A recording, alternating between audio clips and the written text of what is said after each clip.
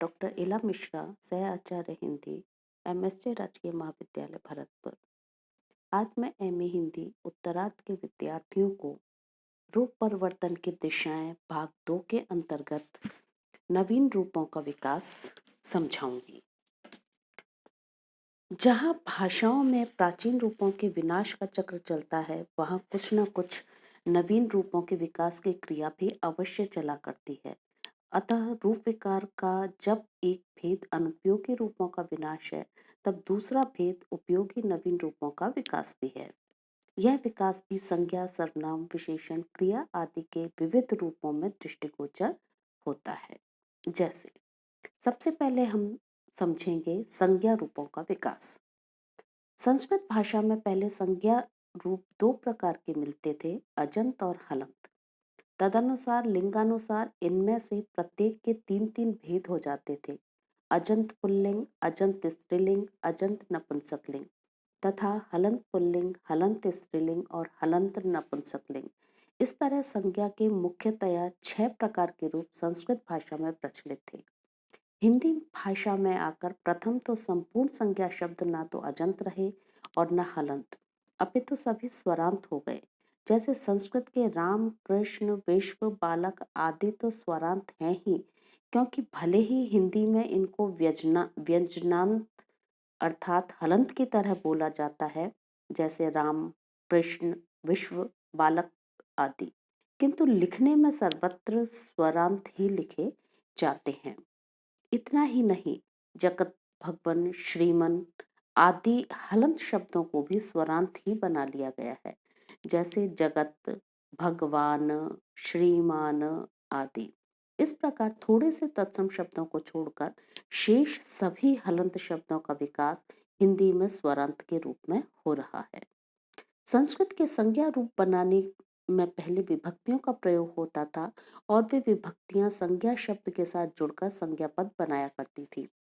धीरे धीरे प्राकृत एवं अपभ्रंश काल में आकर विभक्तियों के जुड़ने की प्रथा कम होने लगी और इनके स्थान पर संज्ञा शब्दों में पृथक परसर्गों का प्रयोग होने लगा।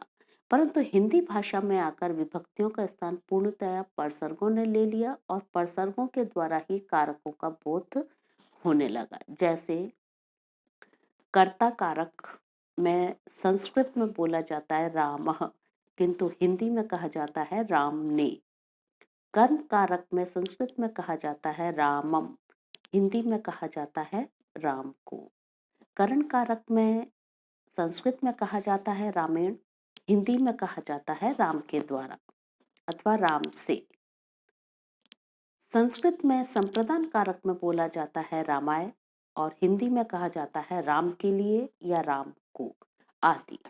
इस प्रकार संज्ञा शब्द के साथ विभक्तियों के जुड़ने की प्रथा समाप्त हो गई और हिंदी में आकर परसर्गों अर्थात विभक्ति चिन्हों का विकास हो गया, जिनके द्वारा विभिन्न संज्ञा पदों के कारकों का संकेत मिलने लगा।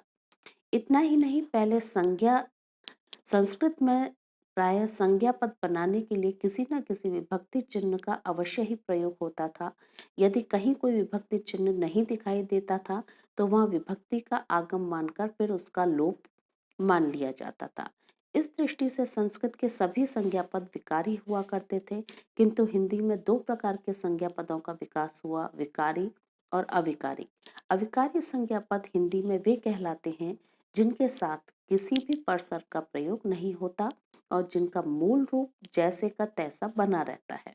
और विकार्य संज्ञा पद वे कहलाते हैं जो विभक्ति चिन्हों या परसर्गों के योग से विकृत हो जाते हैं। जैसे अविकारी शब्द है लड़का, विकारी शब्द है लड़के या लड़कों। अविकारी शब्द है लड़की, विकारी शब्द है लड़कियां या लड़कियों आदि। इसी प्रकार हिंदी के संज्ञा शब्दों में एक और प्रवृत्ति विकसित हुई कि उसके कतिपय अकारांत शब्द एकवचन तथा बहुवचन दोनों में अविकारी रहते हैं। जैसे वे मनुष्य कहाँ रहते हैं, यह बहुवचन में बोला जाता है और एक वचन में कहा जाता है वह मनुष्य जा रहा है। इसी प्रकार बहुवचन में कहा जाता है भक्तों के मन भगवान में लगे हैं और एक वचन में कहा जाता है मेरा मन भगवान में लगा है। इसी तरह अन्य भाषाओं में भी एकवचन और बहुवचन के रूप एक समान हो गए हैं। अतः सिद्ध है कि जब भाषाओं में संज्ञा रूपों का विनाश होता है, वहां कितने ही नए नए संज्ञा रूपों का प्राय विकास भी होता रहता है। अब हम समझेंगे सर्वनाम रूपों का विकास। हिंदी में संज्ञा शब्दों की तरह सर्वनाम के कारक रूप भी दो प्रकार के मिलते हैं, अविकारी और विकारी। जिन सर्वनाम पदों का मूल रूप वाक्य में ज्यों का त्यों रहता है, वे अविकारी सर्वनाम पद कहलाते हैं, और जिनमें विभक्ति चिन्हों के लगते ही विकार उत्पन्न हो जाता है, उन्हें विकारी सर्वनाम पद कहते हैं। जैसे अविकारी पद है मैं, विकारी पद है मुझ, मुझे, मेरा, मेरे को। अविकारी पद है तू, विकारी पद है तुझ, तुझे, तेरा, तेरे को। दूसरे, हिंदी के सर्वनाम रूपों का निर्माण भी परसर्गों के द्वारा पर्याप्त मात्रा में होता है। जैसे मुझसे, मुझको, मेरे लिए, मुझको, तुझसे, तेरे लिए, हमको, हमसे, हमारे लिए, हम में, तुम में, मुझ में आदि। इस तरह संस्कृत की अपेक्षा हिंदी के सर्वनाम रूपों का भी पर्याप्त विकास हुआ है। अब हम समझेंगे विशेषण रूपों का विकास। संस्कृत में प्राय विशेषण के लिंग वचन कारक सदैव विशेष्य के अनुसार हुआ करते हैं, और यहाँ तारतम्य का बोध कराने के लिए तर तथा तम प्रत्ययों के योग से बने विशेषणों का प्रयोग होता था। दो वस्तुओं या व्यक्तियों की तुलना के लिए तर प्रत्यय से बने विशेषणों का प्रयोग किया जाता था, जैसे लघुत्तर, महत्तर, गुरुत्तर, बृहत्तर आदि। तथा सर्वोत्कृष्ट वस्तु या व्यक्ति की विशेषता के लिए तम प्रत्यय का प्रयोग होता था, जैसे लघुत्तम, महत्तम, गुरुत्तम, बृहत्तम आदि। परंतु हिंदी भाषा में संबंध कारक को छोड़कर अन्य कहीं भी विशेषण में विशेष्य के अनुसार लिंग वचन कारक नहीं बदलते, तथा उनके रूपों का विकास स्वतंत्रता तथा अविकारी रूप में होता है। इसके साथ ही तारतम्य का बोध कराने के लिए से परसर्ग के साथ कम अधिक विशेषणों का प्रयोग हो गया है। जैसे तुलना के लिए से तथा कम या अधिक का प्रयोग इस तरह होता है, जैसे शीला सीता से कम सुंदर है, मोहन राम से अधिक खाता है, श्याम को शीला से कम अंक मिले, अलका को रागनी से अधिक अंक मिले। इसी प्रकार अधिकतम या सर्वोत्कृष्ट संबंधी विशेषता सूचित करने के लिए संस्कृत के तम प्रत्यांत विशेषणों के स्थान पर हिंदी में सबसे के साथ कम या अधिक विशेषणों का प्रयोग किया जाता है।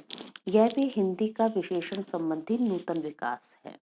जैसे योगेंद्र अपनी कक्षा में सबसे अधिक मेधावी छात्र है, धर्मेंद्र घर में सबसे कम बोलता है। अब हम समझेंगे क्रिया रूपों का विकास। संस्कृत, अंग्रेजी, बंगला आदि कई भाषाओं में क्रियाओं के अंतर्गत संज्ञा के लिंगानुसार परिवर्तन नहीं होते।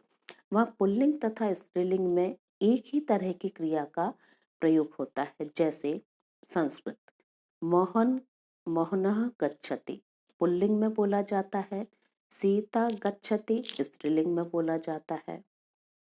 अंग्रेजी में कहा जाता है मोहन गोस, पुल्लिंग में बोला जाता है, और स्त्रीलिंग में कहा जाता है सीता गोस। परंतु हिंदी में क्रिया संबंधी यह न्यूनतम विकास हुआ कि यहाँ संज्ञा के लिंगानुसार क्रिया में भी लिंगों का प्रयोग होता है और लिंगानुसार क्रिया परिवर्तित होती रहती है। जैसे मोहन जाता है, सीता जाती है, हाथ चलता है, उंगलियां चलती हैं आदि। इस प्रकार उपर्युक्त उदाहरणों में हम देखते हैं कि मोहन और हाथ पुल्लिंग है, अतः उसके साथ क्रमशः जाता है, भड़कता है आदि का प्रयोग होता है, चलता आदि का प्रयोग होता है। और सीता नाक और उंगलियां स्त्रीलिंग है, अतः उनके साथ क्रमशः जाता है या चलती है क्रियाओं के प्रयोग स्त्रीलिंग में किए गए हैं। दूसरे, संस्कृत में तो क्रियाओं के प्राय संश्लिष्ट रूप ही अधिक प्रचलित थे, जैसे गच्छति, पठति, करोति, अस्ति, ददाति, दधाति आदि। प्राकृत काल में आकर क्रिया के तिगंत रूपों के स्थानों पर कृदंत रूपों का प्रचलन आरंभ हुआ और सहायक क्रिया के साथ उनका प्रयोग होने लगा। हिंदी में इस प्रवृत्ति का अत्यधिक विकास हुआ और अधिकांश क्रियाओं का प्रयोग प्रदंत रूपों के साथ सहायक क्रिया लगाकर होने लगा। इस तरह संस्कृत की संश्लिष्ट क्रियाएं हिंदी में आकर विश्लिष्ट रूप में विकसित हो गई। जैसे संस्कृत में कहा जाता है अहम पठामि, हिंदी में कहा जाता है मैं पढ़ता हूँ। संस्कृत में कहा जाता है सह पठति, हिंदी में कहा जाता है वह पढ़ता है।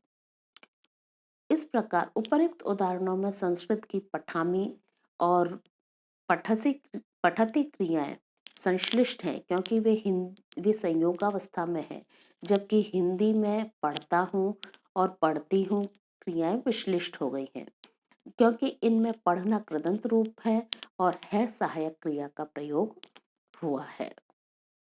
उपर्युक्त उदाहरणों को देखने के बाद हमें स्पष्ट है कि किस प्रकार हिंदी में भी क्रिया रूपों का विकास हुआ है। अब हम यहाँ पर समझेंगे अन्य रूपों का विकास। भारतीय आर्य भाषाओं में जहाँ संज्ञा, सर्वनाम, विशेषण और क्रिया के नवीनतम रूपों का विकास हुआ है, वहाँ इनके अतिरिक्त और भी कुछ नए नए रूप विकसित हुए। जैसे ब्रील का मत है कि अव्यय कृदंत, कर्मवाच्य और क्रिया विशेषण संपूर्ण भारतीय परिवार की भाषाओं में नवीन विकास के अंतर्गत आते हैं और इनमें से अव्यय कृदंत संबंधी क्रिया रूप तो नवीनतम विकास माने जाते हैं क्योंकि इनके रूप सदैव एक से रहते हैं और इनमें वचन, काल, वाच्य आदि के आधार पर कोई परिवर्तन नहीं होता और वे अव्यय कृदंत संज्ञा की तरह ही वाक्य में प्रयुक्त होते हैं। क्रिया विशेषण से तात्पर्य ऐसे पदों से है जो क्रिया की विशेषता बतलाया करते हैं, जैसे ऐसा, इतना, ऐसे, जल्दी, जब, जहाँ, अब, यहाँ, धीरे, चुपके, चाहे, फट से, घड़ी घड़ी, घर घर, एकाएक, जब कभी, कुछ न कुछ, हर घड़ी, प्रतिदिन, यथास्थान, अनजाने आदि क्रिया विशेषण है। इस तरह हमने यहाँ पे रूप परिवर्तन के दिशाओं के अंतर्गत नवीन रूपों का विकास समझा है और मैं अपना व्याख्यान आज यहीं समाप्त करती हूँ।